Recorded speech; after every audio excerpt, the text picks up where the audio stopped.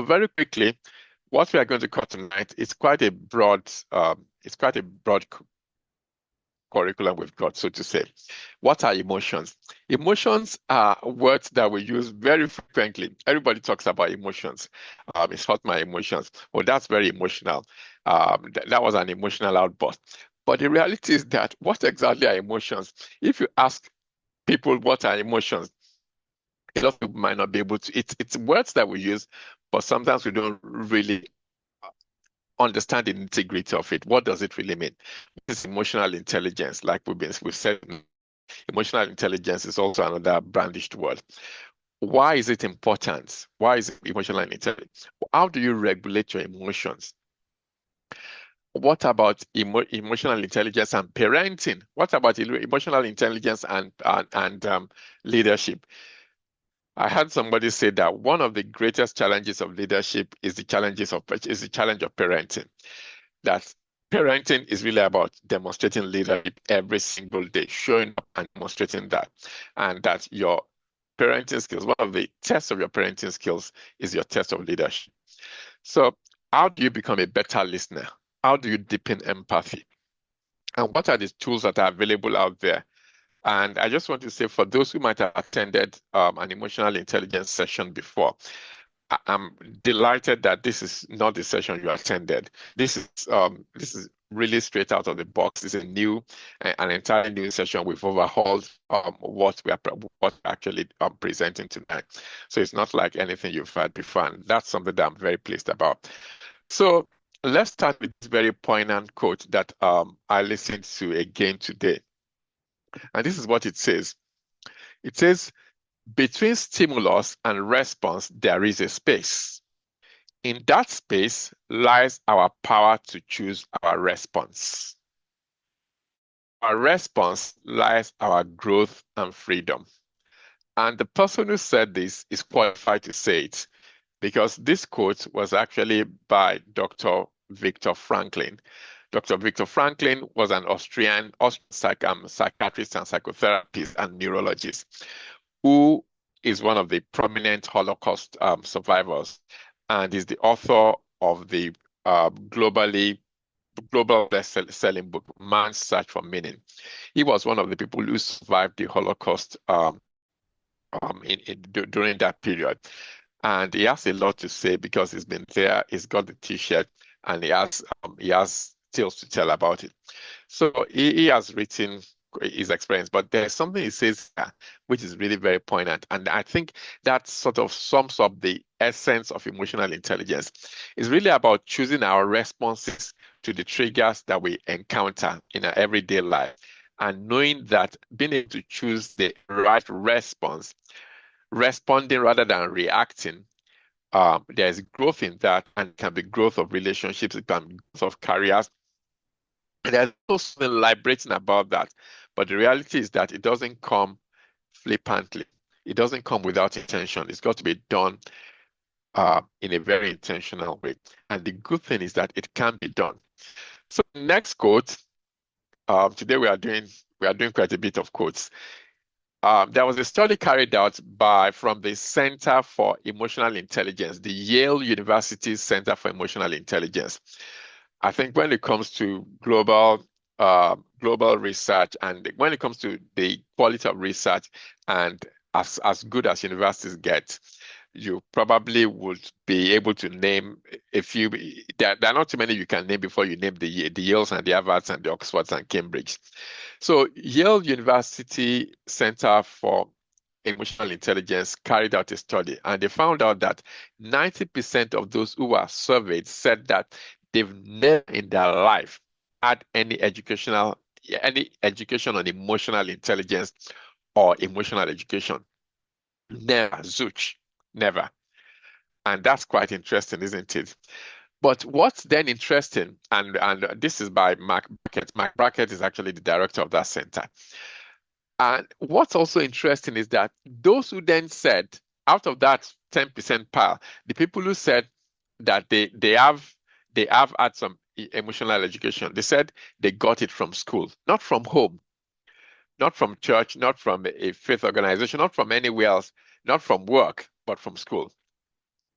And isn't it interesting that we emphasize on numeracy skills, we emphasize on literacy skills, we emphasize on communication skills, leadership skills, but emotional intelligence, which is a bedrock of some of the other things we talked about, is not often emphasized the way it should be emphasized, or is not often thought the way it should be. And we know that research shows that, for instance, that emotional intelligence is a very key attribute. In fact, that leadership falls and fails, or falls and flutters, or falls and falls on the strength of emotional intelligence of the leader.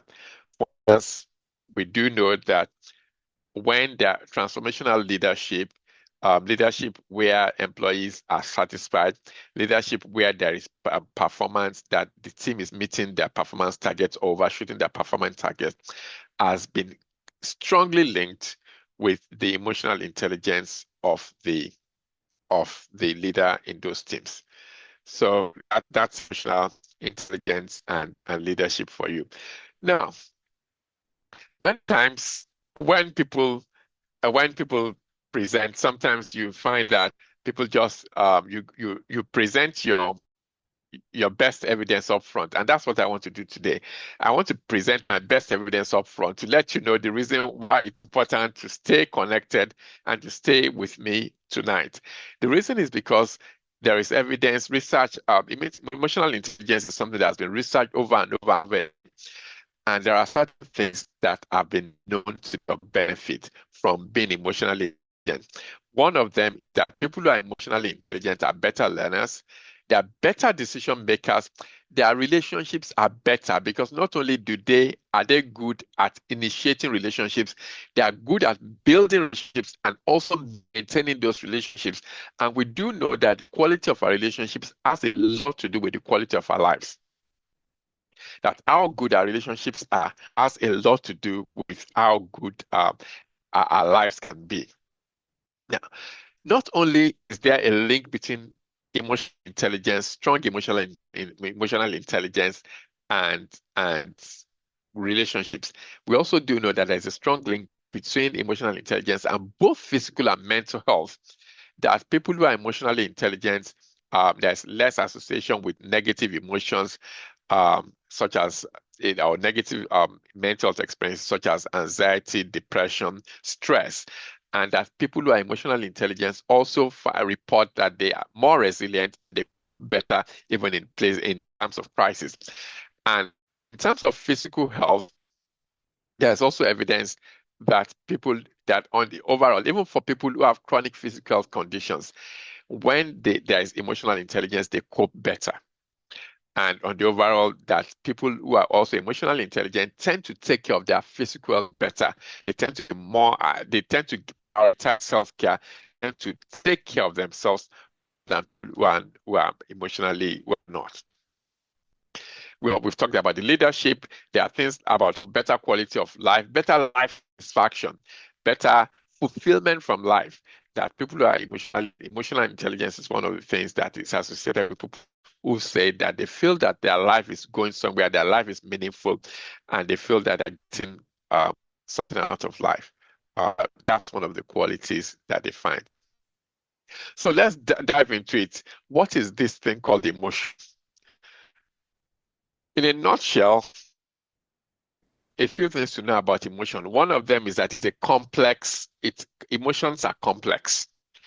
And in very simple terms, they are made up of three components, basically. Emotions about one, there's a stimulus, there's an exposure to a stimulus. For instance, let's say that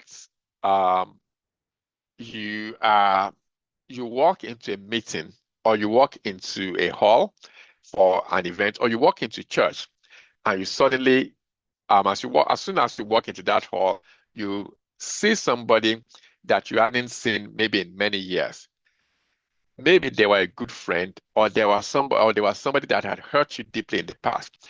As soon as that happens, in microseconds, there is a psychological process that there's a psychological response and a physiological response that takes place, because your body immediately responds and it's all within. It's unconscious. It's not within your control. Either your body tenses up, or there are certain chemicals that are released that sort of helps you to meet that experience, that stimulus that you've experienced. So there's a stimulus. There is a physiological experience. You might feel your body tense up. You might feel yourself filled with emotions, happy emotion, feelings of happiness. You might self light up because depending on what the stimulus brings to you. And then there is a behavior and expression of response. So basically, there's a stimulus, your body responds in the appropriate way, and then there is a behavior that is in keeping with that response. That's basically and that's what emotions are about.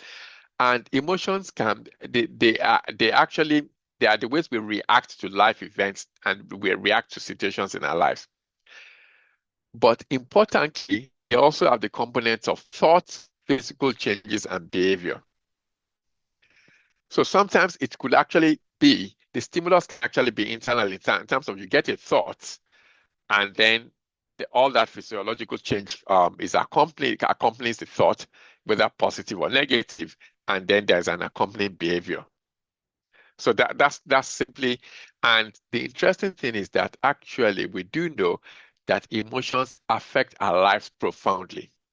They they influence our decision making, they influence the people we hang out with, they color and bring meaning into our everyday experiences. And they also, actually, some people say that that's the most primitive way in which that emotions are not negative things, that they are signals that your body and your mind is giving to you about how to keep yourself safe. And it's important for us to, rather than neglect them, because a lot of us neglect them, a lot of us push them into the background, a lot of us suppress them, that they are there for a purpose. It's like if you cut your finger and it begins to hurt, there's a reason why it's hurting. It's because it's telling you that you need to pay attention. It's telling you, and it's in the same way emotions are actually telling us we need to pay attention. It's about uh, paying attention. So let's dive, because if we are going to talk about emotional intelligence, then we need to know what emotions are so that we know what the different words are. So let's take a deeper dive into what emotions are. We also do know that on the overall, emotions can be positive or negative. Positive emotions are emotions that are associated with growth and expansion, whereas things like love, things like feeling happy, all of those things. But also, we also know that there can be negative emotions that are associated with unpleasant experiences and that are not supportive of growth. So it could be sadness, it could be sadness, it could be anger, all of those things. So emotions can be on the overall, they can be positive or negative, and their emotions has been studied from time immemorial. Some people, the first hints that we got to know about emotions in terms of those who studied emotions were the 6 basic emotions: fear, disgust, anger, surprise, joy, and sadness. But then some other people went on to also talk about the wheel of emotions. That actually, let's think about emotions in terms of primary and secondary. You know, when we talk about the primary colors, I'm sure some of us can still remember what the primary colors are. And that when we mix 2 primary colors together, for instance, if we mix, I think it's if we mix and blue and another color, I think we get yellow.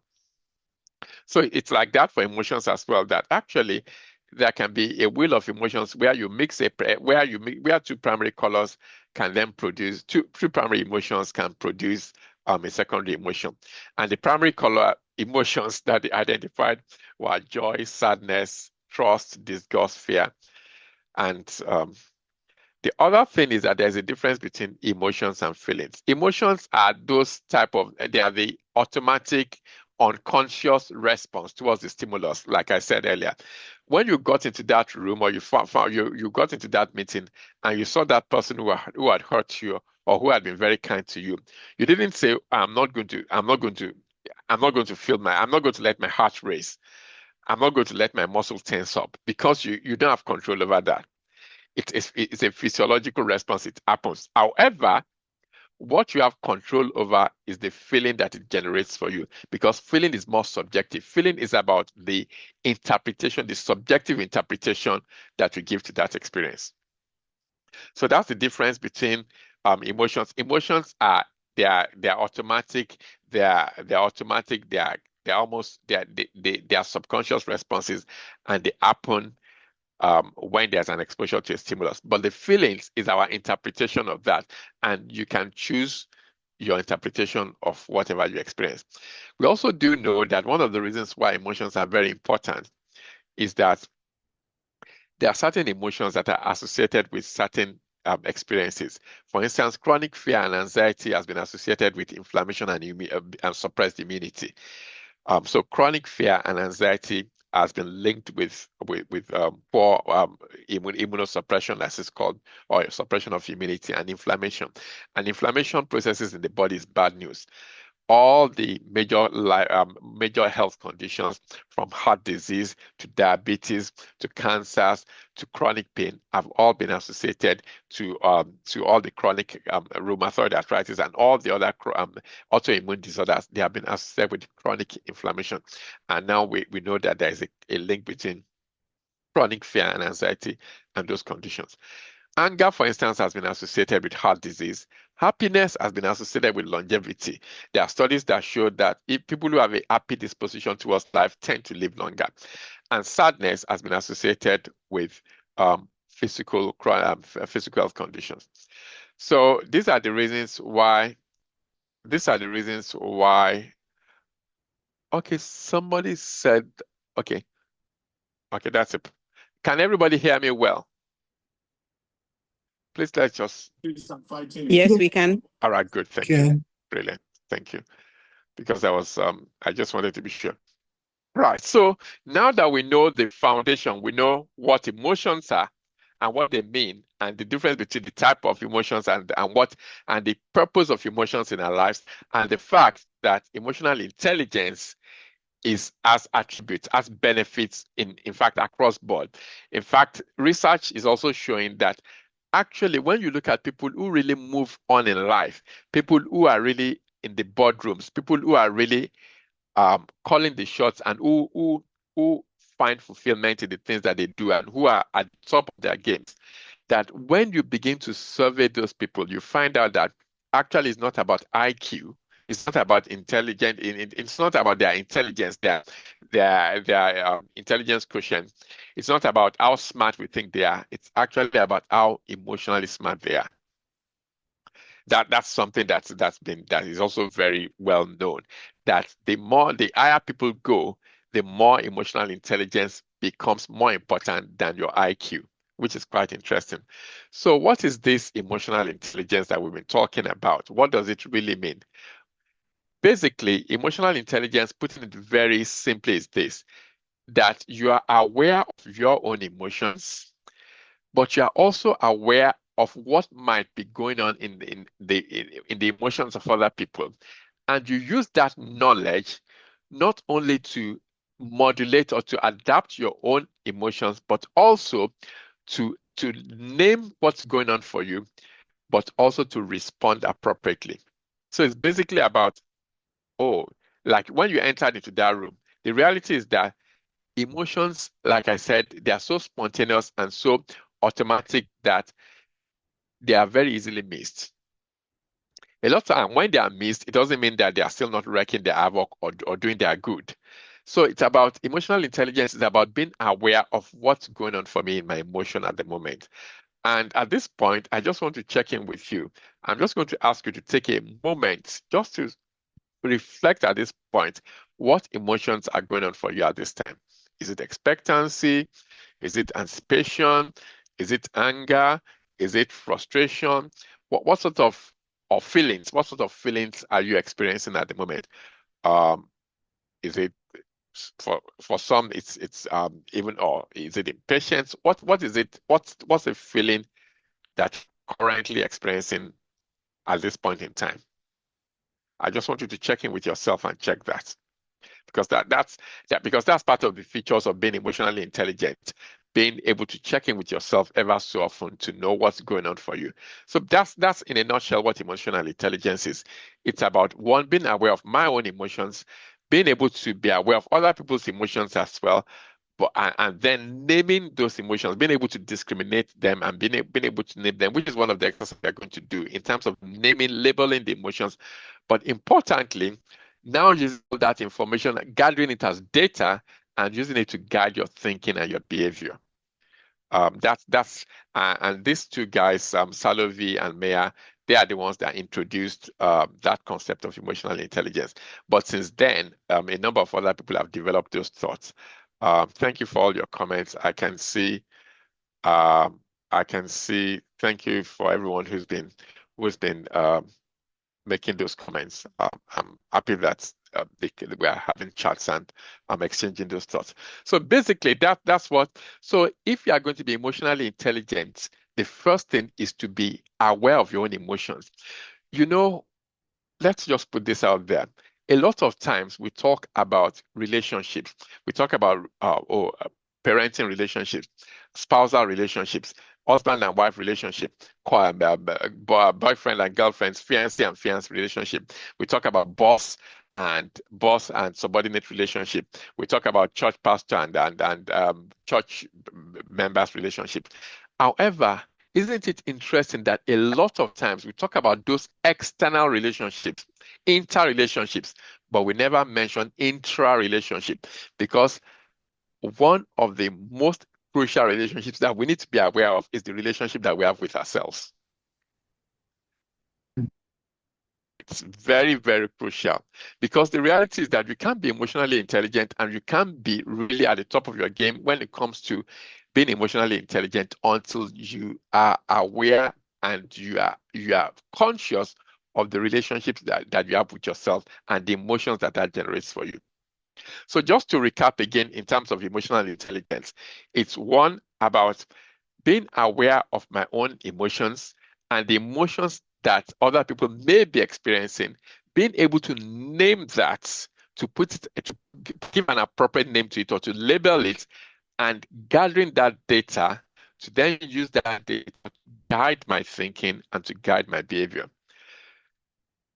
So that would mean if I'm having a busy clinic and it's going to be a full-on day. I've got clinics. My junior has got, my resident doctor has got clinics, and I come into the clinic, and the first email I read is from my resident doctor who says, "Oh, good morning, Dr. Ajayi. I'm sorry to inform you that I've had a flat tire, or my daughter is unwell. I'm not coming in today." The natural response is, "Oh my God, it's got a full clinic. I've got a full clinic. How are we going to deal with that?" And I could, the unemotionally intelligent response would be anger. How could you do that? How could that have happened today? And then I fire back an email without thinking about it. Oh, how are we going to cope today? And then I fire back an email without putting a step between myself and that email I've just read. The reality is that that response has not considered the person who has had a flat tire when he's meant to be at work. What sort of emotions could be going on for him as well, or for her as well? Or the person who maybe has stayed up all night because their daughter or their son, who is a neonate or who is 2 years old, is running a fever. So that type of response hasn't considered any of that. It's only reacted without considering what's going on for the other person and without stepping back to use the data of being aware of that emotion to make a decision to respond. So that's a typical way of a very easy way of a very simple illustration.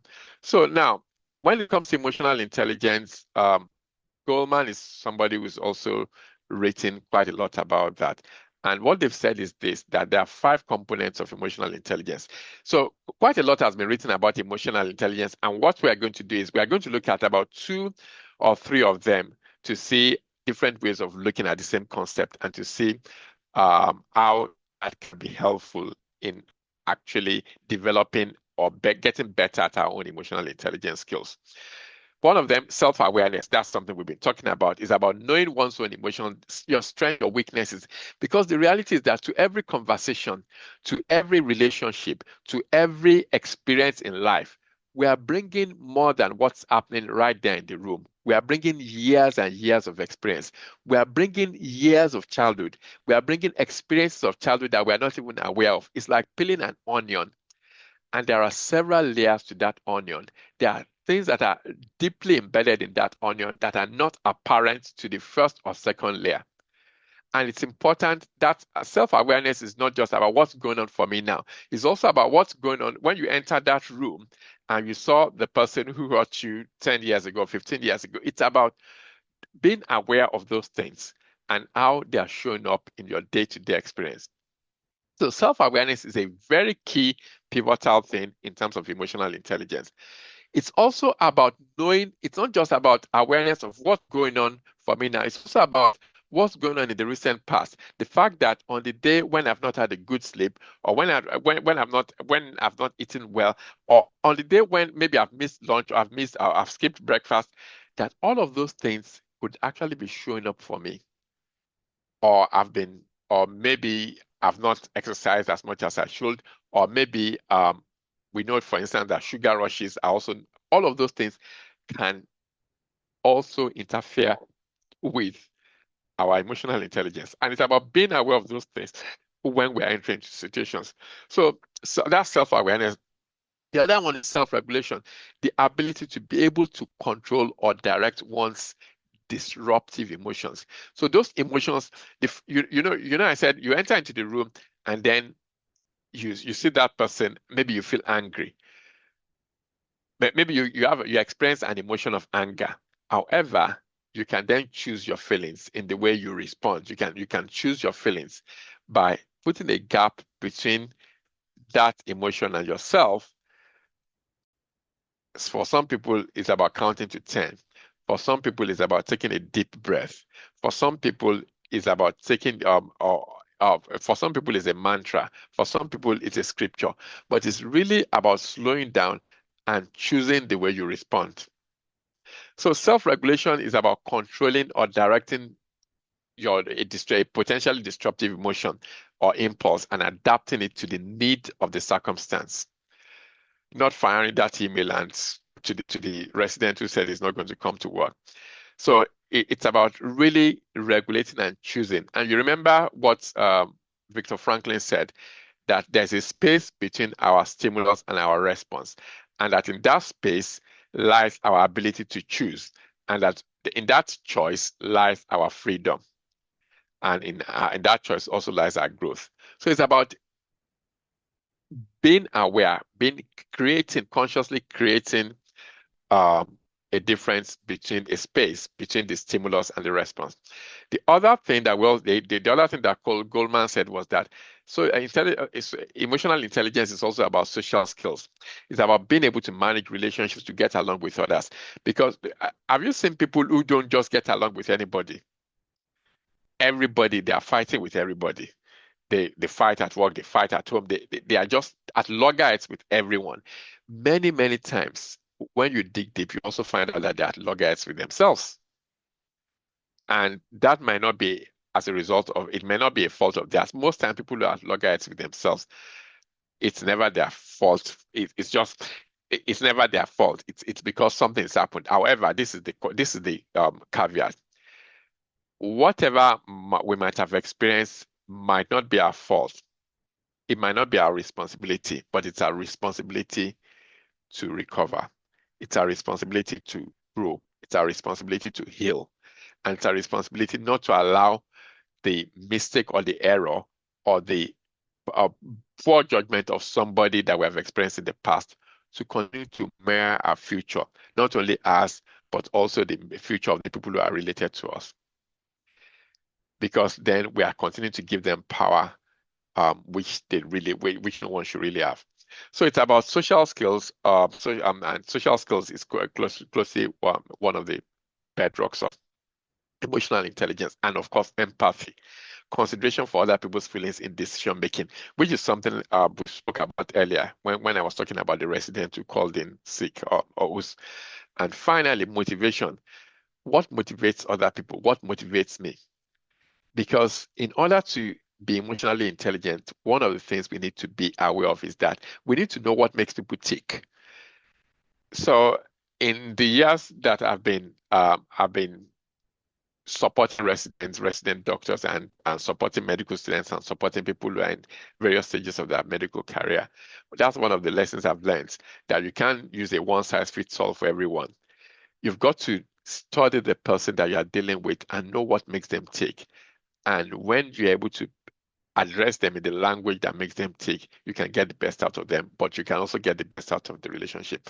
So emotional intelligence, according to Goldman, is made up of 5 basic components: self-awareness, self-regulation, social skills, empathy, being able to put yourself into that person's shoes, and motivation, knowing what motivates them. So self-awareness, I think that's, how do you achieve that? Because that's one of the things we said we're going to talk about. We've talked about what exactly it is. One is about feedback. You say, except we really are open to feedback, but we are careful in receiving feedback from places that are safe. Because also, sometimes when you ask feedback from the wrong quarters, they can drag you to the cleaners, and they can rip the person apart such that by the time you get out on the other side of the cleaner, your confidence is at zilch. So it's also important to choose safe spaces to get feedback from. But feedback is a very critical way of becoming self-aware. Feedback: how did I perform in that conversation? How did I even sometimes in conflict resolution, conflict management. So it's about getting feedback, but it's also about journaling. We know that when we journaling is about putting our raw thoughts down. We can begin to see trends. We can begin to see patterns. We can begin to see the dots joining together, and that can help us as well to become more aware. The other one is checking in regularly with ourselves. And that's why it was deliberate that I asked us to check in with ourselves earlier on, to say what emotions are going on for me at the moment and what feelings are they generating for me. Where am I currently? For some people, maybe you've had a very hard day. For some people, maybe you've had a chilled out day. For some people, maybe you've not had a good night for the last 2 nights when you've not slept well. Maybe there's been a deadline. All of those things actually show up in your ability to be able to regulate your emotions. Because the reality is that we now know without a doubt. I know that when I've not slept well for on a number of nights, emotional intelligence becomes something I've got to be more intentional about, because then the mood is more brittle, the emotions are more brittle, and it might be difficult to manage them then. So it's really, so those are the things that one can do: feedback, journaling, checking in with oneself, and reflection on mood changes. So you enter into that room and your mood changes. You just begin to feel sad. I mean, a typical example, and this has really been very transparent. I've just come back from Nigeria. I from Nigeria. I went for an event that most people don't like to attend. Um, it I had to be there. Nigeria is not a place I like going to when I'm not prepared. So I like to prepare several months ahead. But on this particular occasion, I had to prepare within maybe even if a couple of weeks or 3 weeks before I decided, yes, my brother and I had to go for this event. It wasn't a particularly joyous event. It was a loss and a very painful one. We fly into Lagos Airport. We're about to approach immigration, and I just catch myself feeling very tensed and just feeling very aroused and very almost like becoming hypervigilant and very uneasy. So I suddenly catch myself and think, oh, what's the reason for that?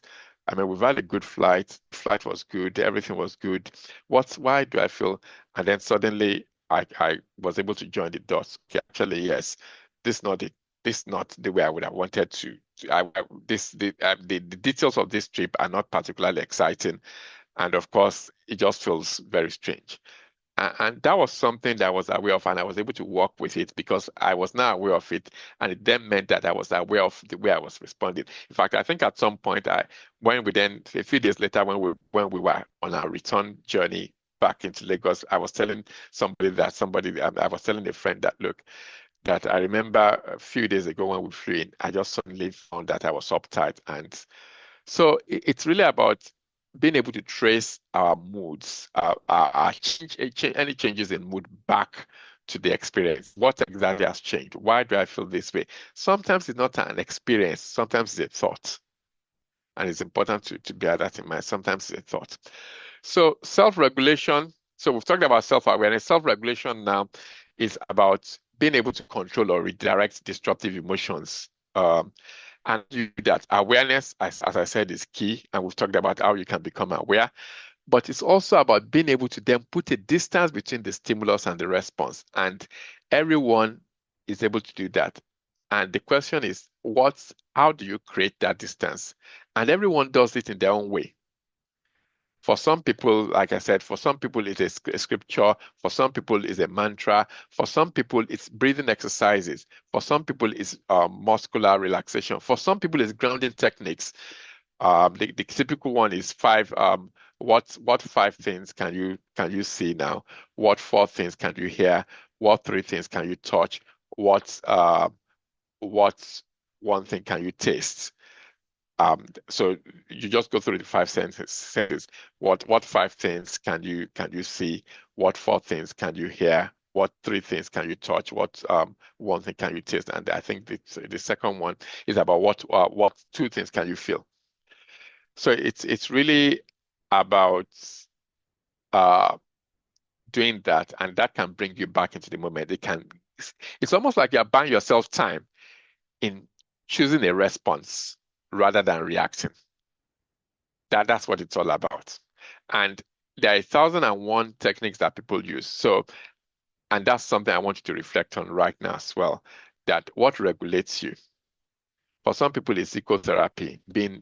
I find engaging with nature. I've always said it that, particularly if it's a long-term thing, I find that sort of regulates me. It brings me back to the moment. For some people, it's even a shower. For some people, it's a phone call.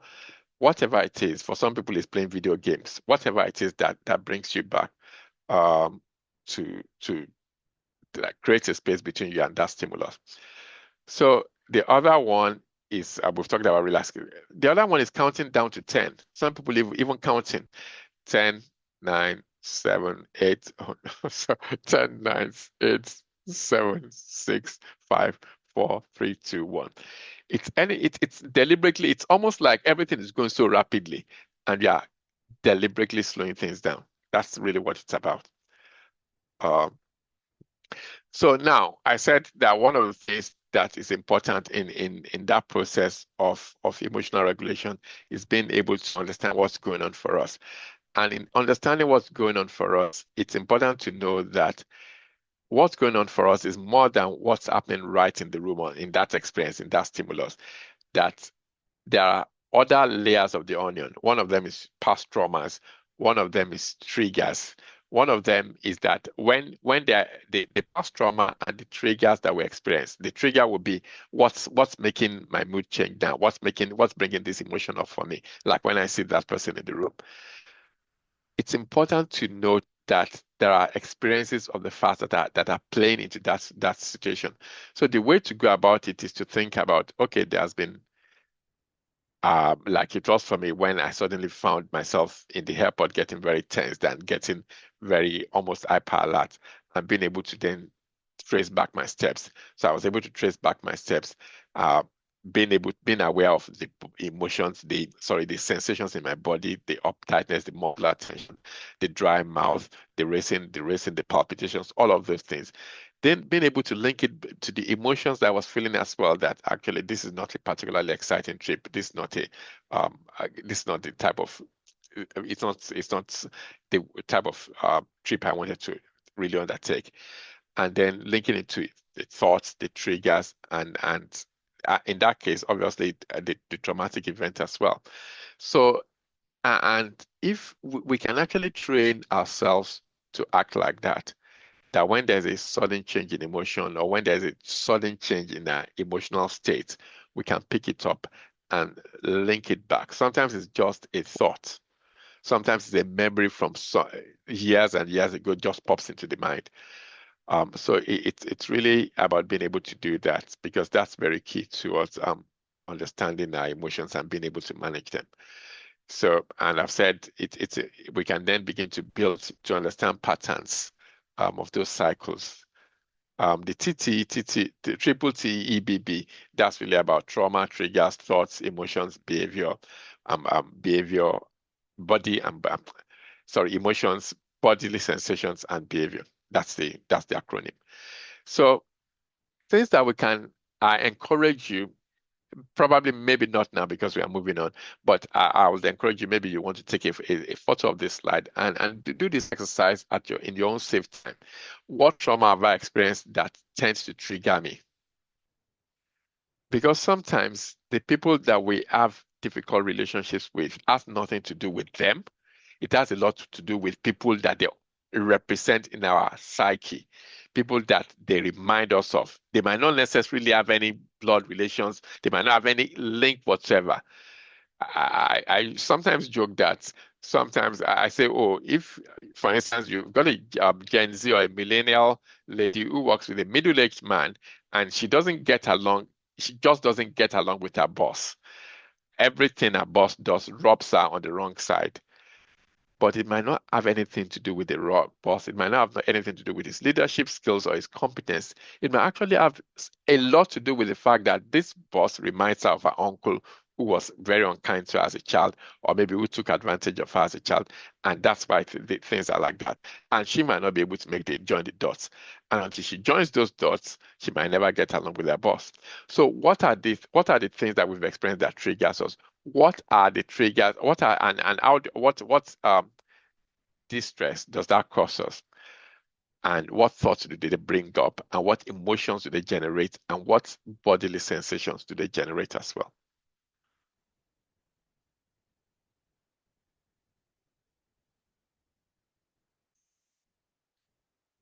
So that's for Goldman. I believe we can put Goldman to rest now, or not to rest in that case. But in terms of that's how far we're going to talk about Goldman tonight. But then Yale Center for Emotional Intelligence also have contributed significantly to our understanding of emotional intelligence. They've adopted, at least their director, and just just to say that they are directed the Yale Center for Emotional Intelligence director has written a number of books on emotions. Particularly, there is one called Dealing with Emotions. How to make your emotions, how to use your emotions to achieve the life you want, something like that. Mark as in MARC, bracket as in putting this in bracket. So Mark Brackett. Um, very brilliant book, and I was listening to an interview granted on it. If, I think I stumbled on it a few weeks ago. Very brilliant interview as well. I think I actually shared that interview in the WhatsApp group, in the leadership WhatsApp group. It's worth digging it up, and you can also check it up on YouTube. Mark Brackett, he was interviewed on a podcast by Louis House, as in Howes. So they look at emotional intelligence by spelling ruler. Ruler as in recognition, which is self-awareness, isn't it? So recognition, being able to recognize your own and other people's emotions, understanding the causes and consequence. Goldman didn't really talk about that, but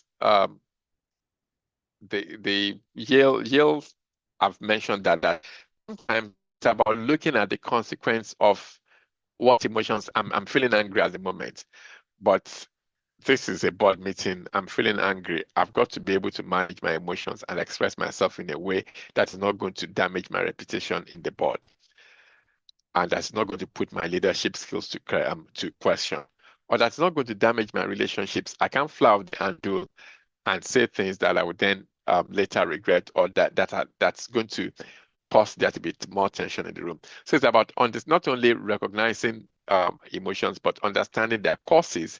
What's made me like that? Why am I like that? And the consequences. What could be the consequence if I allow, if I allow my emotions to run riot and I go along with it?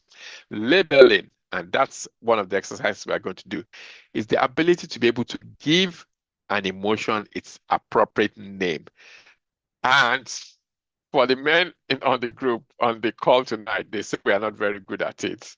And if what I know in the work that I've done, particularly with middle-aged men and the coaching work I've done in the past and all the interactions with men, I think it's true that with such a narrow and limited repertoire of language to label our emotions. And one of the ways we can begin to reverse that is to begin to write things down and say, actually, this is the way I'm feeling now. Like when I had that experience at the airport, to really put it down. Okay, I feel sad. I feel tense. I feel anxious. Uh, I feel agitated. Really being able to write, to be able to label those things and put words into them. But it's not just naming them correctly. It's also about understanding their intensity. You know, somebody was joking and was saying that these days everybody is depressed, but really, in actual sense, everybody is not depressed.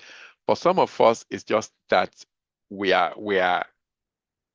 For some of us, we are upset.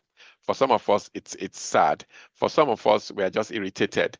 But depression is the word that everybody now uses because we are lacking in the repertoire of emotional language. So in terms of developing our emotional intelligence, one of the things that we can do is to develop our emotional language, to be able to develop that language such that we can really know what's going on for us. So labeling emotions, but not just naming it, but also the intensity of it. So not calling rage irritation. There's a difference, there's a world of difference between being enraged and having a minor irritation. One of them is on the very right side of the spectrum. The other one is on the far, far dangerous left out side of the spectrum. So it's about being able to do that.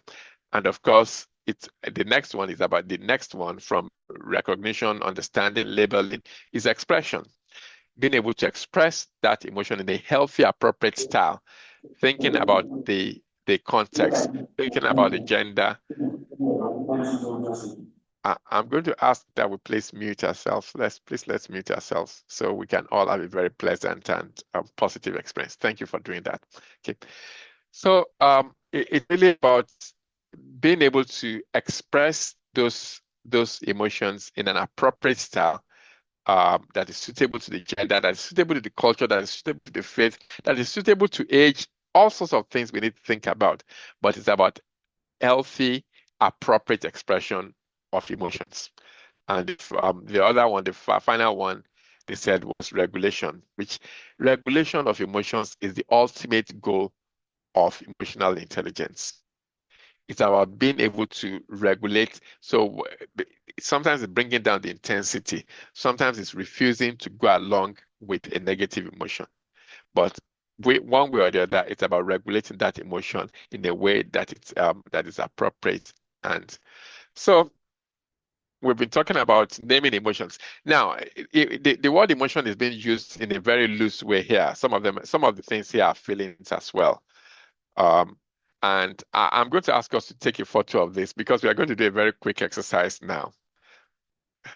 This has been deliberately put on a red slide so that it stands out there. Just it's red and I'm catching, or at least the top of it is.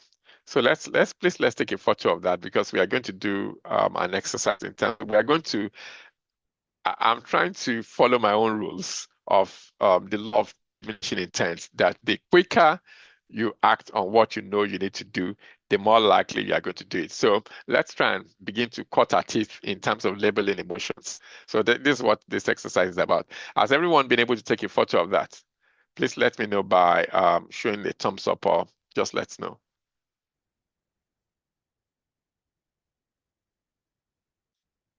Please just show a thumbs up to let's know.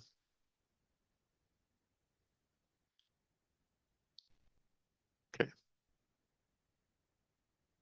Okay, good. Thank you. Thank you. Good. Brilliant. Okay. So now this is the exercise. Hopefully it's not going to last more than a few minutes. It's just to give us an experience of what it feels like. Okay. So what we are going to do now is that from those emotions that we've taken a photo of, all the feelings, they are both emotions and feelings. It's just a jumble of them. What we are going to do is that we're going to try and sort out those experiences, those emotions and feelings into groups. You know, we said earlier that there are positive emotions, and positive emotions are emotions that are associated with expansion and with growth, and they are pleasant, like love, like fulfillment, feelings of fulfillment, like feeling rewarded, like feeling valued, like feeling accepted, like feeling celebrated. All of those things, feeling loved, or emotions of love, all of those things are positive. But there can also be negative emotions or negative feelings like envy, like jealousy, like strife, like contention, anxiety, all of those things. So what I want us to do now is to try individually, and we can type on the chat as well, to try and group. Let's just look at that list and begin to indicate what group of these four groups that we think they belong to. So for instance, joy is high emotion, positive emotion. High arousal, positive emotions. I've never seen anyone who is joyful and they say, "Oh, I'm joyful. I'm joyful." People who are joyful, you can see that they've got energy. They're excited, and it's a positive emotion. Peace is a positive emotion. It's a positive feeling. Feeling peaceful, feeling chilled is a positive feeling, but we wouldn't necessarily call it a high arousal feeling. It's a low arousal feeling. Because people who are peaceful are usually mellowed, chilled out. The way I usually talk about it, the illustration I give, the funny illustration I give is, imagine yourself chilled out on uh, your favorite tropical island or favorite holiday destination, just having a glass of chilled virgin pina colada. That's the drink, my favorite holiday drink, and just chilled out and just enjoying the breeze on and reading a book in your hands. You know that type of holiday feeling where you are really like, oh, thank God for break, thank God for relaxation. It's that sort of thing. So that would be the low arousal positive emotion. But how about low arousal negative emotion? Low arousal negative emotion is that it's a negative emotion, but it's also low arousal. Things like feeling deflated, feeling defeated. People who are defeated and feeling under the weather, or feeling emotionally under, or feeling devalued, it's a negative emotion, but also it's a negative. Like I said, we are using emotion in a very loose way here. It's a negative feeling, but also importantly, is also low arousal. How about a high arousal negative emotion? Can anyone think about a high arousal negative emotion? Is one that we encounter every day. It happens every time. It's high arousal and it's negative. Any thoughts?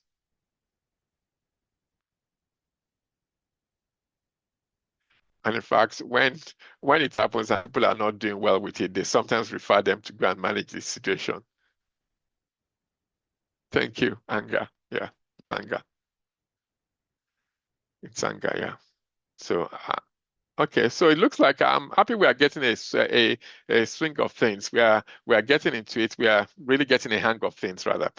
In terms of, yes, anger or rage. Absolutely. Yeah. It's yeah. So that's it. So that's the way to look at this in terms of really thinking about the different feelings. And it looks like a very flippant exercise, or it looks like sometimes it looks funny, but being able to understand those can really be very liberating. I mean, I keep going back to that experience I had at the airport in Lagos, because that was just a typical. When I had that experience, I thought, oh wow, when I do this seminar, I'm going this presentation, I'm going to share it, because it's real time. It was real time for me, really real time, and I thought, oh wow, think about this. So when we have a um, high arousal positive emotion, it's when we are feeling energized. I said I've never seen anyone who is joyful and they are keeping it. Usually when people are joyful, they're punching the air, they're jumping about, they're singing, they're rejoicing, but a high arousal negative one is feeling stressed. So anytime you're feeling stressed, it's about stepping back and thinking about those things. What's going on for me now? Because the reality is that stressed people stress other people. If you are stressed and you are not handling your stress, in no time you will start stressing people around you. It will eventually. It's almost inevitable. So the low arousal positive emotion, when the chilled out pina colada, virgin pina colada, um, chilled out on the tropical island or tropical beach feeling. And of course, low arousal or negative emotion is when people are flat out. I talked about feeling deflated or burnt out. So when somebody experiences any of this energized, stress, renewal, or burnt out, any of those things you can begin to, that can tell you already exactly, you can almost begin to narrow down or sort of shortlist the type of feelings or emotions that may be going on for you. And then you can work your way back to what the trigger was and probably what the in fact, original trauma was. So we've done that already. I think it's really about just being able to make those links and join those dots. And I think we've talked about this already, that what regulates you. I've shared about how what regulates me. These are some of the other things that people find. Music is a very good one. Worship music, gratitude journaling, quality time with others. All of those things can help us, because sometimes in the situations we need to apply emotional intelligence, it's not that it's here and now. Sometimes it's about being able using emotional intelligence to inform decisions where we can think about the decision. But emotional intelligence shapes the way we think, we make those decisions so that we accommodate the feelings of not only of ourselves but of others.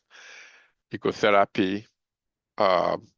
People say that if you in my work in my clinic, people say if you are looking for a place that is warm, if you are looking for when it's cold everywhere in the building, if you are looking for a warm place, you can come to my office. And if you are looking for a place that smells nice, you can come to my office as well. And those are two deliberate things that I am intentional about in terms of creating aromatherapy, putting things on the wall in the office, and making the place warm.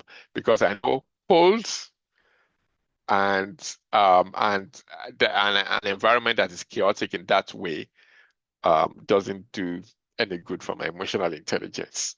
So and that also means that we can really be aware of what's going on for us and shape our environment to support um, our actions.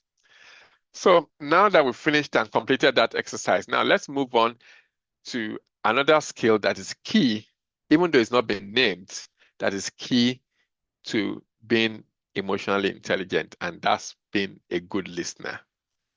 Um, it's difficult to really hack emotional intelligence and do everything that we are required that typifies or portrays emotional intelligence without becoming a good listener. And the good thing is that we can improve our listening skills. And that's what this part of the session is about. So having undistracted time to listen to somebody is one of the most precious gifts one human being can offer to the other, creating that safe space. Um, and it helps people to feel heard without being fear of judgment or rejection. And we now know it's a very complex process, but we now know that through processes that go on in the part of the brain called the limbic system, which is around the middle part of the brain, that it's actually now known that listening to somebody can can help them to not only feel valued, but to feel loved, and also can support their recovery process. And it can actually support their healing process if they've experienced trauma. Just creating space to listen to people. So listening is underrated. I mean, particularly in the post-COVID 21st generation world, listening to other people is creating space to listen to other people is an underrated skill. And Stephen Covey, who is of blessed memory, gave us some insight before he left in terms of, he says there are 5 levels of listening. I think this is in his book, um, 7 Habits of Highly Effective People. He said there are 5 levels of listening. There's ignoring, when you just pretend that the person is talking and you are not even listening at all. You just ignore them. Pretending, that's the one in which you are looking at them, but you are just looking through them. Basically, whilst you are listening to them, there's another dialogue, and the dialogue inside is louder than the dialogue outside. One of the most powerful things that we can do in becoming a better listener is to become more aware of the inner dialogues that are going on for us when we are having conversations with other people, or particularly when we are listening to them. Because many, many times our listening is to be able to respond to them rather than to understand them or to enter into their shoes or to their world. So one of the key things we can do is to be aware of that inner dialogue and to turn it off and concentrate on listening to the person in front of us or the person that is on the phone, rather than trying to think, rather than having another dialogue, because the inner dialogue is always, always, always, at all times, louder than the outer dialogue, except it's switched off. So there's ignoring, there's pretending when no, one is not listening, but one is just staring. And then there's selective listening, where it's only selective parts of the conversation one is interested in. And when that's mentioned, one picks up, and then one, it's almost like a lecturer comes and they start saying things that interest you. And then when you think, oh, they've drifted off, they lose you again. And then there's the fourth level, which is a deeper level of attentive listening. Really, they've got your attention. You can hear what they are saying. You can hear what they are saying with their words, but that's as far as it goes. The deepest level, according to Stephen Covey, is the empathetic listening, where you not only hear the words, but you hear the tone, you hear the emotions, and you hear the things that are not being said with words, but are being expressed in the communication. And that's when we are most suited to respond. That's when we can pick up on what's really happening. And it takes practice to do that. It's about really being present. It's about listening, and it's about understanding, putting one's stepping into that person's shoes. So those are the 5 levels of listening. Again, just so how do we improve our listening skills? I'm beginning to wrap things up now. Practice, practice, practice. That's number one. It's possible to become better listeners, starting small and building up. One of the leading neuroscientists in the UK, Tara Swart, who was actually previously a practicing psychiatrist. She says that she tells the executive that she coaches, that she tells them, go home. These are people who probably they work in trading floors and all of that, and they've got highly stressful jobs, and most of them are probably type A individuals as well. So there's lots of testosterone and lots of clashes of personality, and sometimes listening is not their strong suit. So she would tell them, go home. When you get home tonight, sit down, or this evening, sit your daughter down or your son down, and say, tell me about your day for 5 minutes. Put your phone away, make eye contact with them, and listen to them genuinely for 5 minutes without interrupting them and without being distracted. It's easier said than done, because one would think, oh, 5 minutes to listen to a child, what's the big deal? But the reality is that I encourage you to try it out. That's because trying it out will make us realize actually how fleeting our ability to be able to listen to other people could be if we are not intentional about it. And listening is one of the skills that is very important, and particularly in leadership, in ministry, all of those things it's really important to be on the cutting edge, to be able to be good listeners, to listen at that empathetic level, not just to be attentive in hearing the words, but hearing the emotions that are not being expressed, and hearing the what's not, the pain that is not being talked about, or the joy or the emotions that are not being expressed in the words. So, and then one can then build up on that exercise. One can then build from the familiar. One can increase the duration of it. One can go from one's comfort zone of speaking to a child speaking to an adult, to then speaking to strangers, to hone that skill. But it's something that can be honed. So that's about listening in an undivided way, in an undistracted way. But the other one is reflecting back, being able to listen well enough that you can then summarize what you think you've heard and ask them that, could I just confirm that you said such and such and such happened, and this is what the feelings that's generating for you. Summarizing to people helps them to know. One, it helps you be sure that you got it right. It helps them to know that they're being listened to and that they're being valued, and that can be very powerfully validating. So one of the ways to do that is to reflect back to them. The other one is to be intentional in observing other people's body language, to really be intentional about, because many times, even if people are saying things that don't rhyme with their body languages, we can look into their eyes. If somebody is saying things that look like they are happy, when we look into their eyes, we can see sadness. Or somebody is trying to come across saying things that make them look like they're confident, but you can see they are hunched. You can see that their voices are low. All of those things can actually make you know that there's a mismatch. And sometimes it's about listening beyond the voice and looking at what is not being said. And then using the skill of validation that, oh, wow. I mean, for instance, after I said this now, after I narrated my experience at the airport, somebody could have said, the person listening to me could have said, or anyone would have that one, the feelings those experiences were legitimate for you. Don't feel bad that you felt that way.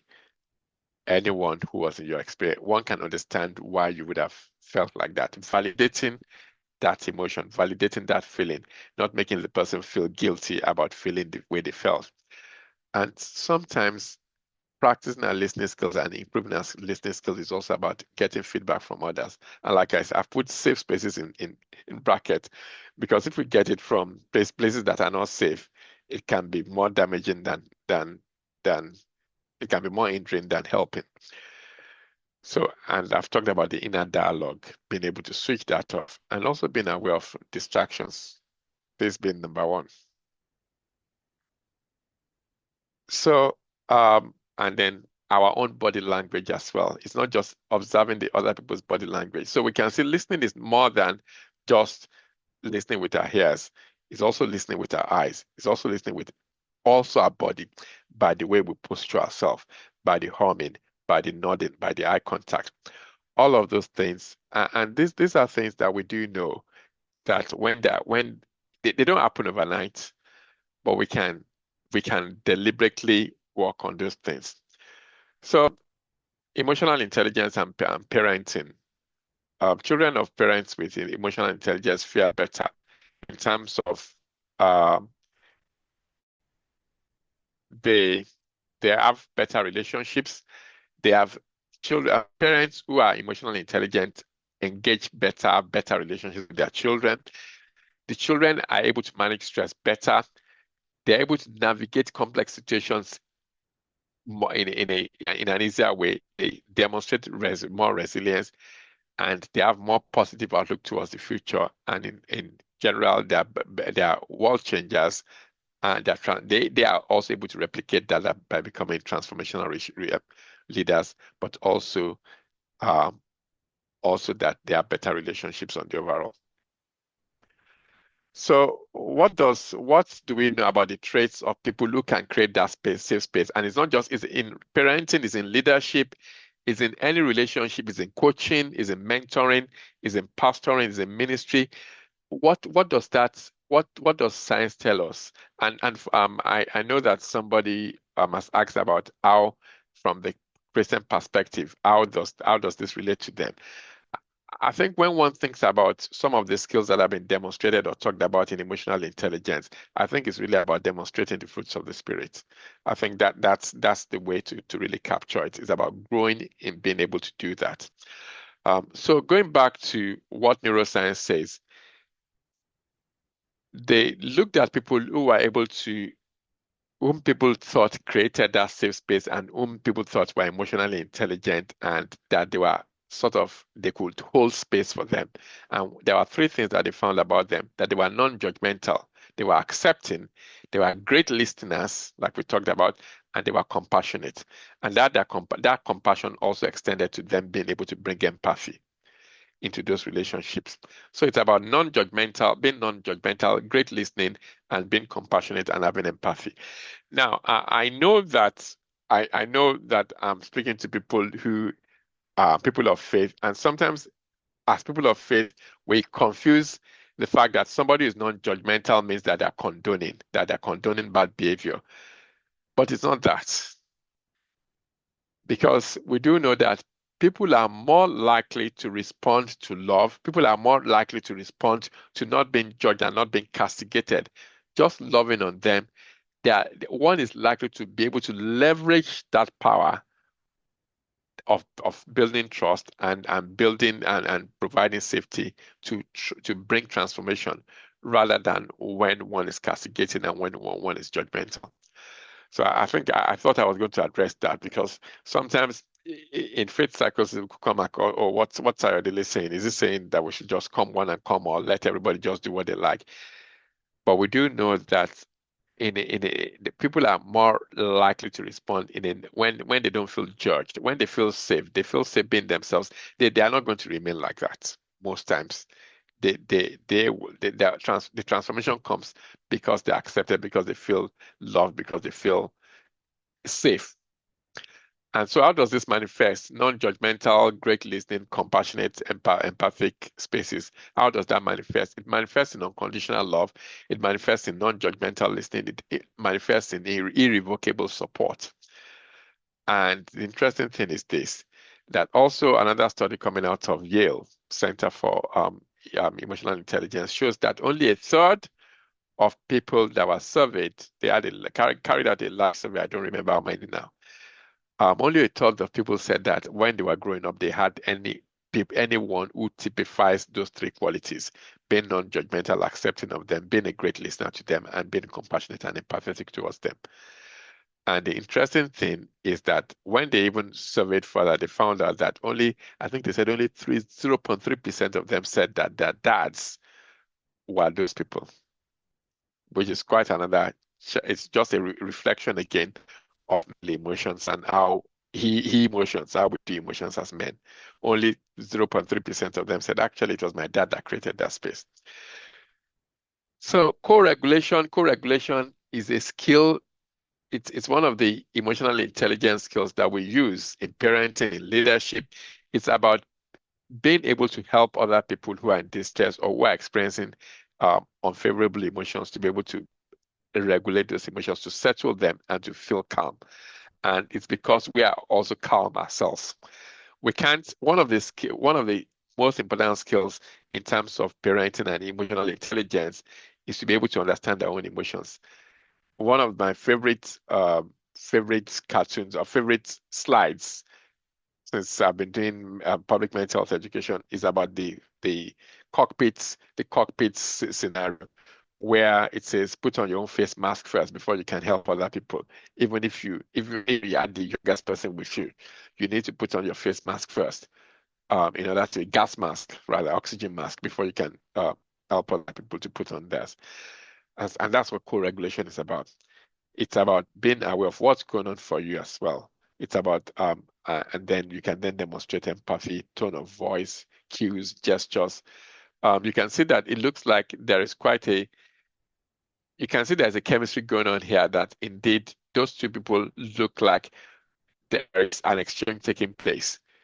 You can see looking at the photo itself, you can just look at the graphic, you can imagine what's going on there, that there is a calming presence, that one of them is providing a calming presence to the other, and that one of them is drawing that calmness from the other person.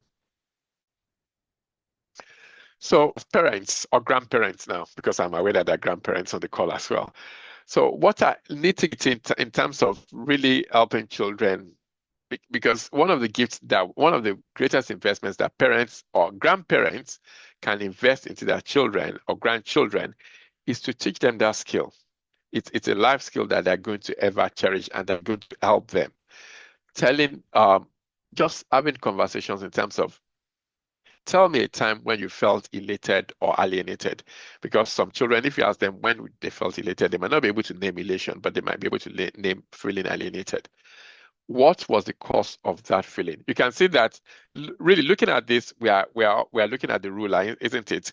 Because we are looking at cognition here, we are looking at understanding causes and consequences. So it's really going through the ruler definition of emotional intelligence. So tell me what it was like. Tell me the emotions you felt at the time. That's labeling. What other words describe the emotion better? That's still labeling. So you are looking at the intensity of the emotion now. How did you deal with the emotion at the time? So you are beginning to think about thinking through regulations, thinking through expression of whether it was well expressed, appropriately expressed, and whether it was regulated. Let's think through together about what strategies to deal with that in the future. And then what will you do differently next time? It's seven questions. It can be replicated at any time, particularly dealing with young people, and it can, in fact, be replicated in supervision, in leadership, in parenting. It lends itself, of course, being adapted to age, being adapted to culture, being adapted to context. But it's a very good framework to have those conversations of helping people to regulate their emotions in terms of providing being emotionally intelligent themselves, oneself, and helping others. So positive discipline is one of the concepts of being able to demonstrate emotional intelligence in children as a parent. And no matter how we cut it, the reality is that harsh discipline has consequences. Mental health, educational, psychological, physical, name it, it cuts across board. People who have experienced harsh discipline it's almost like one is mortgaging their future, and it cuts across board from relationship to outcomes to career progression to educational achievement. And these are pieces of research showing all of this. So what does positive discipline then look like? It's certainly the opposite of harsh discipline. And it's caring discipline, it's communicated discipline, it's responding rather than reacting, it's communicated discipline, being able to say, this is what's happening, this is why this is being done. You don't know how many how many young people tell me, I don't know why, or particularly when I used to deal with young people, you don't know how many people say that, oh, I don't know why my dad is so angry. I don't know why my mom is so angry. I don't know why such and such. And that's probably because the communication is not taking place. But it's also about being consistent. It's a consistent approach, maintaining the consistency. Because if we are inconsistent in our approach towards discipline in a positive, if it's not consistent, then children get mixed messages and the value is lost. In fact, they are confused. So what does emotional intelligent parenting look like?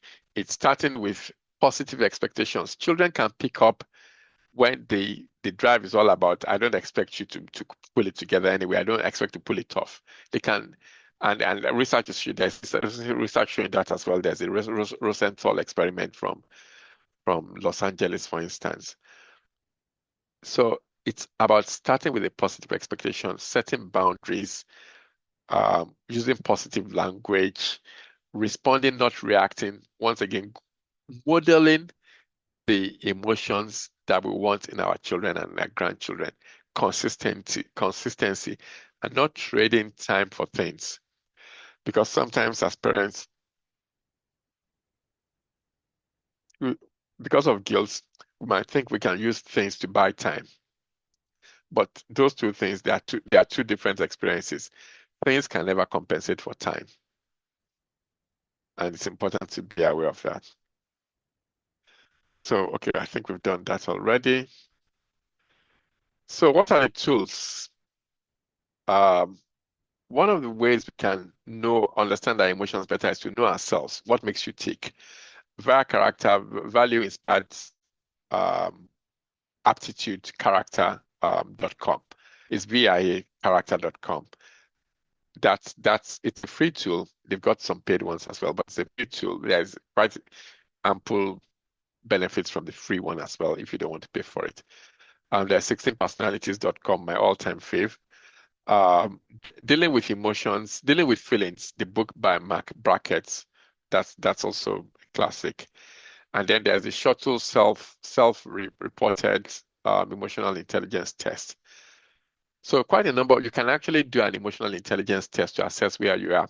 I think there's another one called Meyer Salvi Caruso emotional intelligence test. So but the other good resource is How We Feel app. It's a free app.